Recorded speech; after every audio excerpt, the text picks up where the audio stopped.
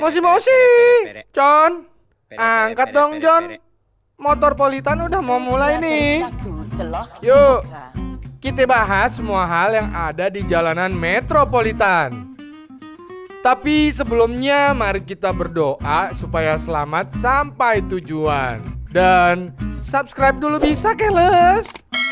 Loncengnya juga jangan dianggurin ya, diklik aja. Biar Motorpolitan tetap bisa ngegas buat ngasih informasi terkini seputar jalanan metropolitan. Zaman sekarang udah serba canggih ya, John. Udah ada yang namanya handphone atau gadget elektronik lainnya. Kalau kangen sama doi, tinggal sat chat. Mau pesen makan, barang elektronik, atau enggak obat kuat. Buat apa sih, John? Obat kuat? Tinggal satset, pencet, pesen. Tapi semakin majunya zaman, orang-orang makin lupa soal esensi kehidupan. Gadget itu buat ngebantu hidup kita, bukannya buat kita malah ketergantungan, John. Nggak cuma itu, salah penggunaan gadget bisa bikin cilaka. Kok bisa? Langsung aja dah, kita simak. Korps Lalu Lintas atau Korlantas Polri mencatat kasus kecelakaan dari 2014 sampai 2018 paling banyak dialami oleh kaum milenial dengan rata-rata umur 16 sampai 35 tahun. Dalam kurun waktu tersebut, jumlah korban kecelakaan mencapai 18.000 jiwa. Banyak juga ya, John. Menurut Korlantas juga, penyebabnya ya rata-rata gadget.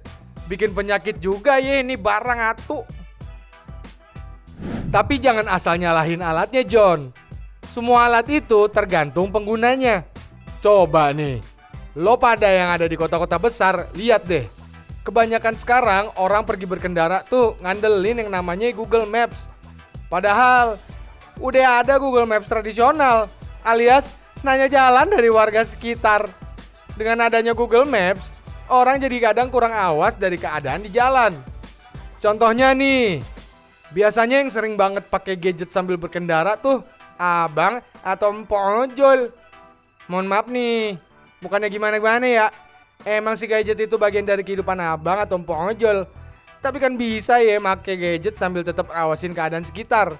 Emang sih beberapa customer kadang dablek, kagak ngasih patokan alamat yang bener, nulis alamat belepotan. Tapi inget abang sama empok ojol, ada keluarga yang nungguin ente pada di rumah dengan selamat. Kecelakaan emang gak cuma perkara handphone.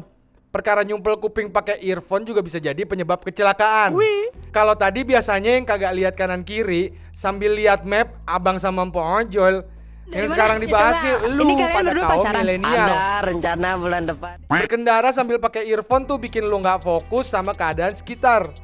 Lo gak bakal kedengeran tuh klakson dari pengendara lain. Lo juga gak bakal denger bunyi ambulans atau pemadam yang mau lewat.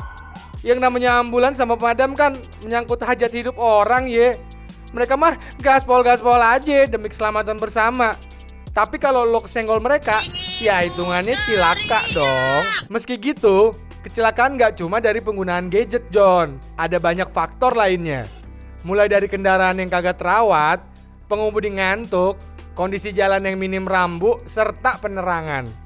Dan faktor cuaca juga bisa jadi penyebab kecelakaan. Biar enak, kita bahas satu-satu kali ya, John, penyebab kecelakaan selain dari gadget.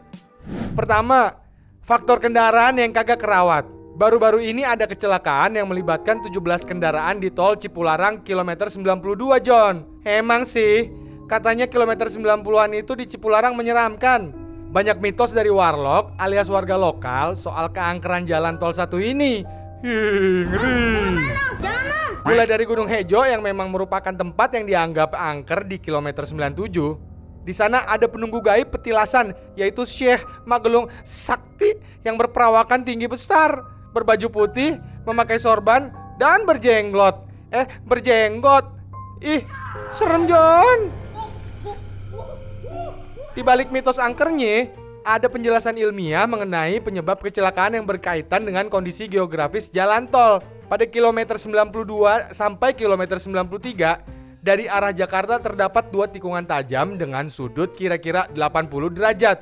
Tikungan itu berada setelah jalan menurun dengan kecuraman sekitar 20 derajat. Belum lagi sepanjang kilometer 95, jalan tol terbentang lurus sehingga bisa menimbulkan kantuk bagi pengemudi. Kemudian titik kilometer 96 sampai kilometer 97 dianggap titik rawan karena kontur jalan yang menurun dengan kecuraman kira-kira 20 derajat. Dan ada tikungan tajam dengan sudut sekitar 80 derajat. Waduh, banyak banget tuh dari derajat. Namun, kecelakaan kemarin bukan perkara setan, John. Perkara rem blong. Jadi, nggak ada sangkut pautnya sama yang kagak kelihatan.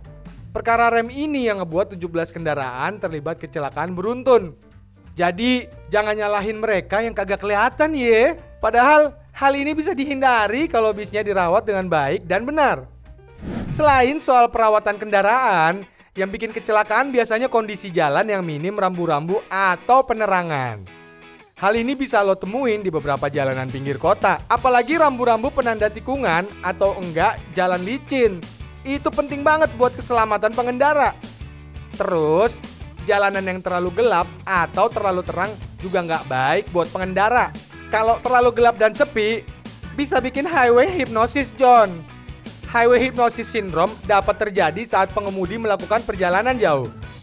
Kondisi tersebut biasanya dialami pengemudi saat melewati jalanan yang lurus dan cenderung sepi atau di jalan tol. Ayo, sepi mau ngapain? Ayo. Woi, ini grup apa kuburan? Komen apa komen? Hal itu membuat pengemudi mengantuk saat menyetir, sehingga akan kehilangan konsentrasi. Awal tahun 2021, ada kecelakaan beruntun di kilometer 161 Tol Cikopo Palimanan atau sering kita sebut Cipali. Kecelakaan ini melibatkan 6 kendaraan dan terjadi saat pandangan terbatas akibat hujan deras. Nggak cuma itu, si supir juga nggak awas dengan keadaan sekitar. Untungnya sih, nggak ada korban jiwa dalam kecelakaan ini. Terus, gimana sih supaya terhindar dari kecelakaan ketika berkendara, John? Paling penting sih, nomor 1, itu soal jaga jarak berkendara. Supaya menghindari kecelakaan beruntun, ada baiknya memberi jarak 3 mobil dengan kendaraan di depan. Namun, seiring meningkatnya kecepatan, maka jaraknya harus makin jauh. Dengan menjaga jarak, maka akan tersedia ruang untuk menghindari jika terjadi hal atau manuver mendadak. Pengemudi harus fokus atau konsentrasi bila tak ingin terjadi kecelakaan beruntun. Kedua, pastikan kecepatan berkendara lo pada dalam batas wajar, John. Setiap ruas jalan memiliki aturan batas kecepatan maksimal. Lo tahu kan, John, aturan ini buat apa? Aturan batas kecepatan maksimal ini dibuat demi keamanan bersama. Jadi, pastikan jarum speedometer lo nggak lebih dari batas kecepatan maksimal. Ketiga, berkendara tuh nggak bisa setengah-setengah, John. Selain konsentrasi, lu pada juga perlu selalu waspada terhadap kondisi di luar mobil. Lu perlu banget mengetahui gerak-gerik dan manuver yang akan dilakukan mobil di depan atau samping. Dengan selalu waspada, seperti kata Bang Napi, maka lo bisa cepat mengambil keputusan dan tindakan supaya terhindar dari kecelakaan lalu lintas. Terakhir, lo wajib merawat komponen kendaraan. Wajib hukumnya selalu berada dalam kondisi terbaik saat menggunakan kendaraan. Kalau ada satu aja yang rusak, maka tabrakan beruntun bisa terjadi. Kampas rem yang tipis contohnya. Jika ada kendaraan yang berhenti mendadak, maka lo sulit mendapat jarak pengereman yang maksimal. Nah, segitu dulu aja ya, John.